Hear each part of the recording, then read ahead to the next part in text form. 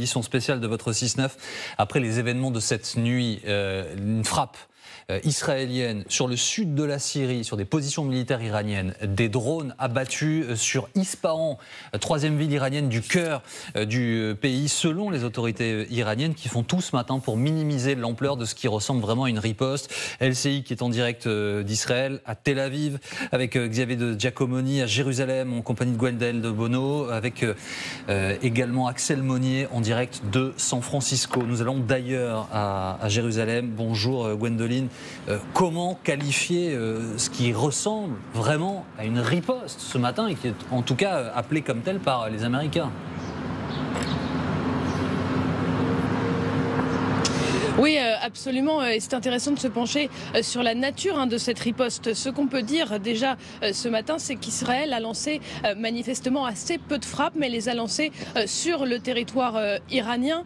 Et c'est intéressant de comparer avec ce qui s'est passé le week-end dernier, quand l'Iran lui a lancé plus de 300 frappes sur le territoire israélien qui ont pour la plupart été arrêtées. Donc ce que nous disent plusieurs sources israéliennes ce matin, c'est que le message d'Israël à l'Iran est assez clair. Nous pouvons vous frapper, ce que vous n'arrivez pas à faire. Ça, c'est un premier point. Ensuite, ce que nous disent d'autres sources ce matin, c'est que cela pourrait constituer seulement la première partie de la riposte israélienne. Il est possible qu'Israël ne s'en tienne pas à cette action ouverte sur le territoire iranien. Cela pourrait être suivi éventuellement d'actions clandestines ou d'attaques cyber sur le réseau iranien. Ça, c'est ce que nous dit une autre source israélienne. Il faut se rappeler que on a déjà vu Israël attendre patiemment avant de répondre. C'était notamment le cas en 2023 contre le djihad islamique. On se souvient, à Gaza, le djihad islamique avait échangé des tirs avec Israël et puis Israël avait attendu avant d'assassiner une bonne partie du commandement du groupe. Il est donc probable ce matin qu'Israël s'en tienne pour les frappes à ce qu'on a vu ce matin, c'est-à-dire des frappes vers Ispahan qui se situe dans le territoire iranien, mais qu'il y ait d'autres actions à attendre de la part d'Israël qui ce matin, il faut le dire parce que c'est aussi assez inhabituel pour l'instant, ne commente absolument pas ce qui s'est passé. Ça, elle dit à LCI, une opération est en cours, mais effectivement, aucun commentaire. Merci beaucoup, Gwendoline de Bono, en direct de Jérusalem. Je voudrais qu'on prenne la direction des États-Unis et retrouver Axel Monnier, parce que la flotte américaine est présente dans la région. C'est évidemment une dissuasion plus qu'importante et un moyen de calmer l'ensemble des acteurs de la région. Axel, les États-Unis auraient été mis au courant de cette action israélienne.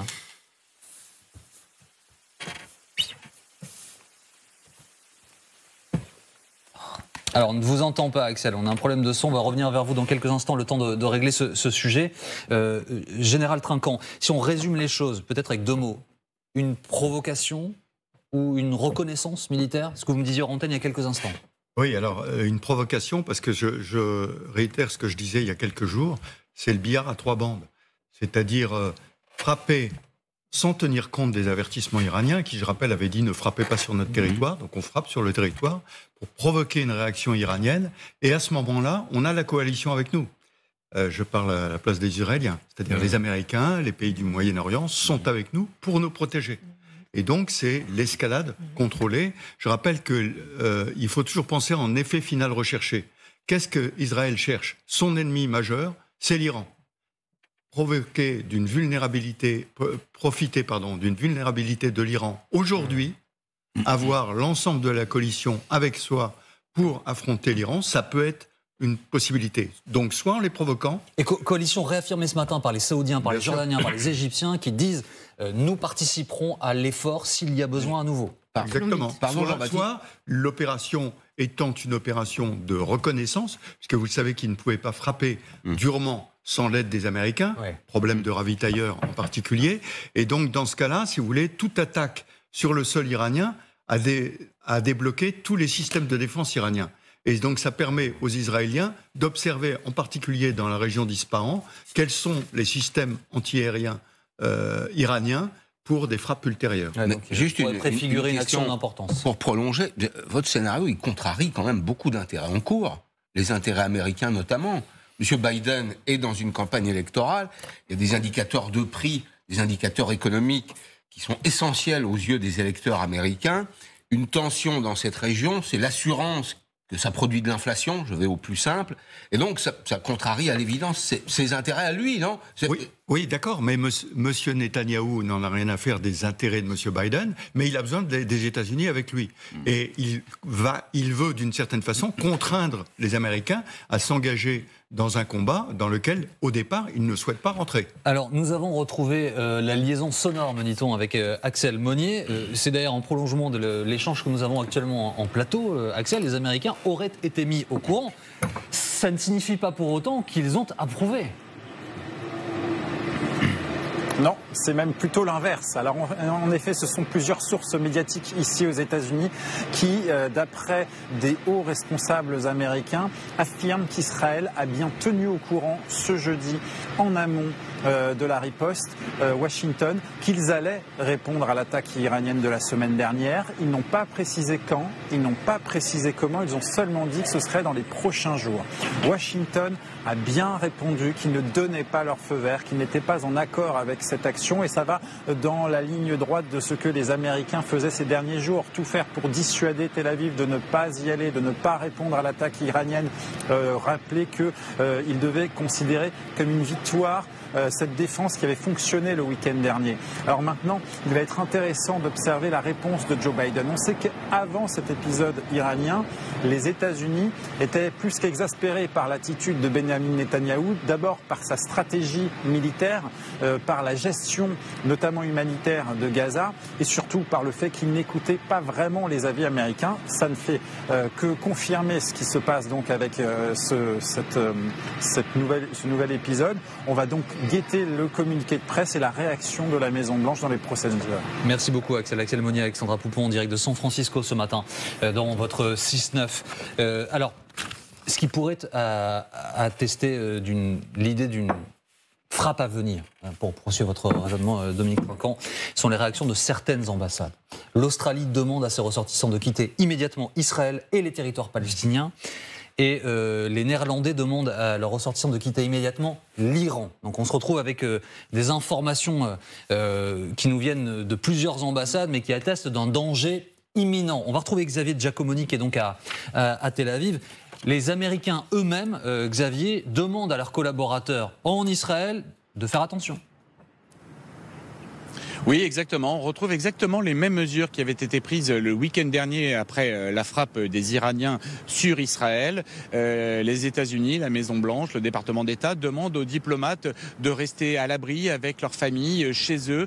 Pour ceux qui sont à leur travail, de ne pas quitter le bureau, de prendre des précautions. Mais il n'y a pas de sentiment de panique totale ici à Tel Aviv. Et en tout cas, du côté des Israéliens qui ont vraiment l'habitude de ces crises, rien de comparable à ce qu'on avait noté le 7 octobre, le 8 octobre dernier, après l'attaque du Hamas dans le sud d'Israël. Au contraire, les gens vaquent à leurs occupations. Vous savez, ici, c'est la veille du Shabbat, alors on prépare ce moment important de la semaine. On prépare aussi les fêtes de Pâques, de Pessah, la Pâque juive qui démarreront lundi prochain. Pas de sentiment de panique. Les Israéliens savaient qu'il y aurait une riposte. Ils notent pour le moment, pour ceux que nous avons rencontrés, que cette riposte est plutôt limitée, un peu comme un avertissement à la République islamique d'Iran, qu'il n'y a pas lieu de paniquer. Et d'ailleurs, Tsahal a publié un communiqué dans lequel le porte-parole de l'armée indique que les mesures habituelles sont en place, qu'il n'y a pas d'autres mesures prévues pour le moment. Le week-end dernier, par exemple,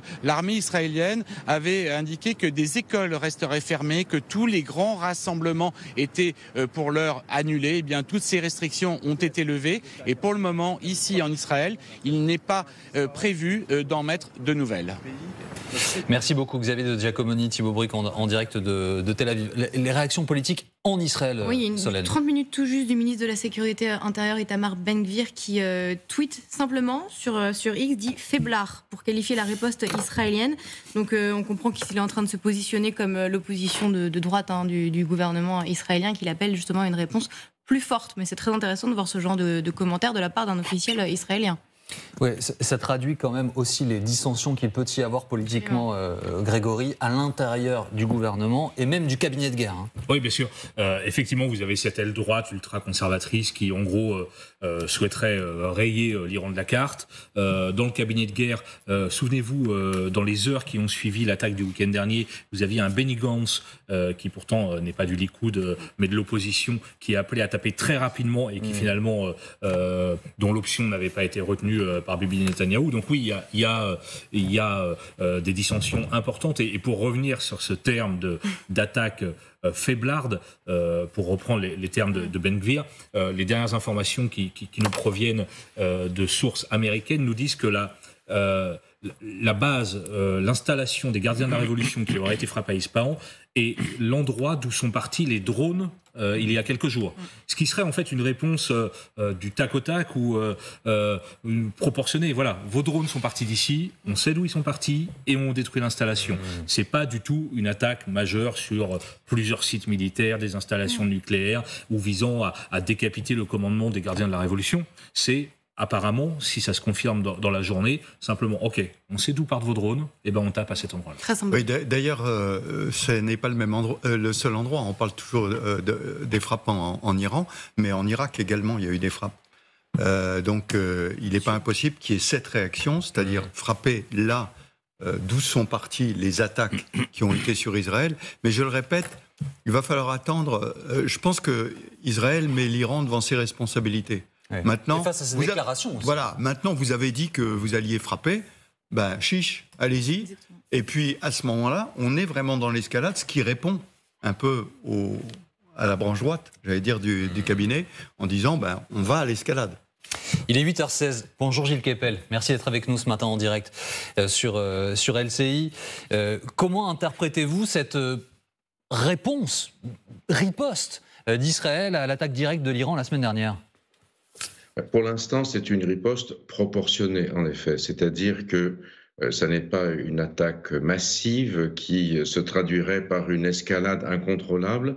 Ça donne le sentiment que l'establishment militaro-politique israélien contrôle la situation. Et contrairement à l'Iran qui a conduit une opération qui finalement s'est traduite par un zéro militaire, ils considèrent qu'eux-mêmes sont capables de contrôler l'agenda de l'engagement. Et je crois que ça, c'est très important. Alors, la question, c'est de savoir quelle sera la réaction des Israéliens, quelle sera la réaction des Iraniens, excusez-moi, pour ne pas perdre la face dans cet affrontement qui est en train de se préparer. Ils ne peuvent pas rester inactifs. Et on ne sait pas, par exemple, s'ils ont en grande partie épuisé leur contingent de munitions et jusqu'à quel point, s'ils peuvent de nouveau démontrer des capacités offensives, ce n'était pas simplement un coup de bluff la dernière fois. Et surtout, le principal point d'interrogation aujourd'hui, c'est bien sûr le Liban, puisque les gardiens de la Révolution ont accumulé bien plus qu'ils ne l'avaient fait pour Hamas encore, des armements visant spécifiquement Israël dans les sites de lancement du Hezbollah au Liban. Et il me semble que le prochain round devrait se produire sur les sites du Hezbollah. Est-ce que le Hezbollah va être déclenché par les Iraniens pour tirer sur Israël en rétorsion à l'attaque iranienne? Et à ce moment-là, est-ce qu'Israël a préparé une riposte fulgurante ou non? Vous savez, il faut bien se rappeler que quand Israël a attaqué le consulat iranien à Damas et a fait cette opération qui, d'un point de vue de travail de renseignement et de l'efficacité des frappes, était tout à fait réussie de leur point de vue, c'est-à-dire que les principaux responsables militaires les plus élevés de l'Iran basés à Damas et contrôlant le Levant, c'est-à-dire la zone Syrie, Liban, Israël, Palestine, ont tous été tués et d'autres frappes israéliennes extrêmement précises ont tué des chefs militaires du Hezbollah. L'un des principaux dirigeants du Hamas, Saleh al-Arouri, dans la banlieue sud, dans la Dahiyeh de Beyrouth. On peut s'imaginer qu'évidemment, les plans sont prêts. Alors, de ce point de vue-là, Grégory Phillips le disait à l'instant, sans doute a raison, cette frappe à Damas que vous mentionnez, elle était presque plus importante que cette riposte, presque, j'allais dire, feutrée de ce matin. Quel peut être l'objet du message envoyé par Benyamin Netanyahou à l'Iran? Est-ce que c'est une provocation? Est-ce que c'est une manière de tester le narratif iranien de menace? Oui, probablement. En tout cas, c'est l'occasion de dire c'est nous qui avons le contrôle. Puisque lorsque l'Iran a attaqué l'autre jour, et finalement ça s'est traduit, cette attaque, à part la jeune bédouine qui a été touchée, semble-t-il, dans le Negev, une bédouine israélienne, par un débris de missile, qui semble être la seule victime, d'après ce qu'on sait pour l'instant, il faut sans doute vérifier. Mais finalement, ça aboutit à une sorte de feu d'artifice dans les cieux du Moyen-Orient, l'attaque iranienne. Donc là, Israël dit, nous avons l'initiative, nous avons la capacité d'attaquer et maintenant montrer ce que vous êtes capable de faire. C'est une manière de tester les capacités des gardiens de la révolution. Il faut bien voir que l'Iran est en train de connaître une mutation dans son système de pouvoir qui est très importante, à savoir que la domination des mollahs, du clergé sur le pouvoir et la société, qui leur a permis de tenir depuis 1979, est en train de s'éroder et qu'aujourd'hui, ce sont les gardiens de la révolution, c'est-à-dire une sorte de dictature militaire qui est basée principalement sur des gens qui viennent de régions périphériques de l'Iran. Vous voyez sur la carte qui est à côté de moi, donc vous avez Téhéran au nord, Ispahan, là où il y a eu la frappe, et les gardiens, eux, sont originaires surtout des régions périphériques. Mais alors justement, Gilles Kepel, pardonnez-moi de vous interrompre, mais au moment où un pouvoir se trouve affaibli, menacé en interne, au moment où la tension avec son principal ennemi, en tout cas son ennemi déclaré depuis 45 ans,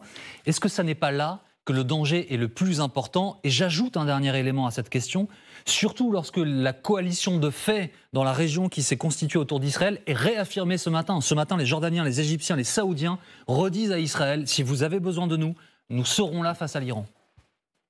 Oui, et si c'est le cas, si ça se confirme, si ça se traduit, effectivement, c'est un isolement considérable des Iraniens.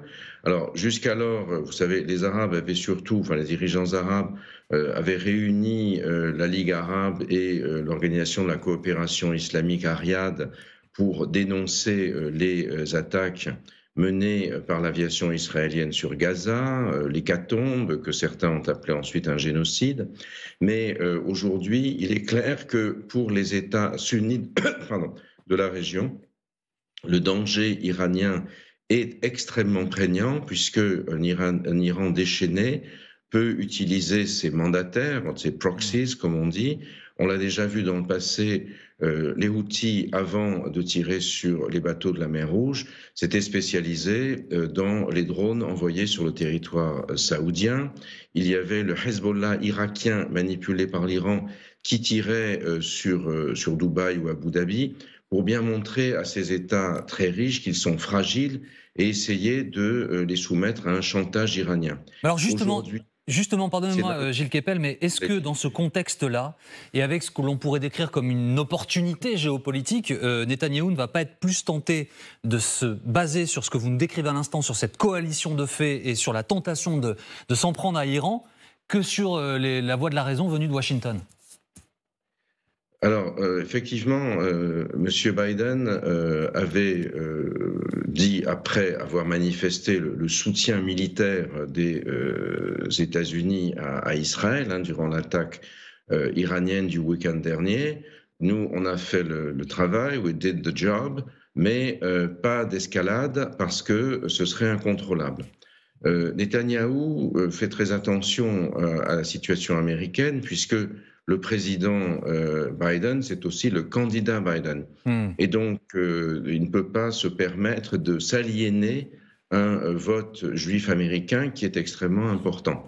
Et de ce fait, Netanyahou a une certaine marge de manœuvre par rapport à lui et il est en train sans doute d'expliquer qu'il mène une riposte graduée qui va, si elle est menée avec habileté, coincer d'une certaine manière l'Iran, l'empêcher de répondre, et les signes que vous venez d'indiquer, à savoir que les États arabes sunnites, qui ne sont pas complètement fous, ont considéré qu'il fallait paradoxalement soutenir non pas Israël, mais d'une certaine manière, et c'est sans doute ce qu'ils vendront à leur opinion publique, contenir les ambitions destructrices de l'Iran dans la région.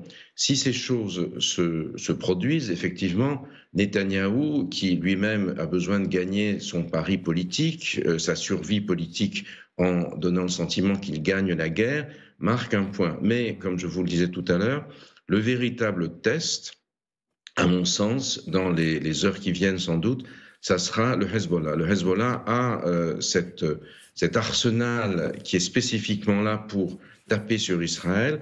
C'est la garantie de sécurité de l'Iran, d'une certaine manière, de sa force de dissuasion. Toujours dans le passé, ça a été, si jamais vous envoyez des choses sur des bombes ou des missiles ou autres sur nos centres nucléaires et autres, vous savez que le Hezbollah peut faire des dommages considérables sur Israël. Merci beaucoup, Keppel. C'est ça l'enjeu aujourd'hui. Merci mille fois d'avoir été avec nous ce matin en direct sur LCI.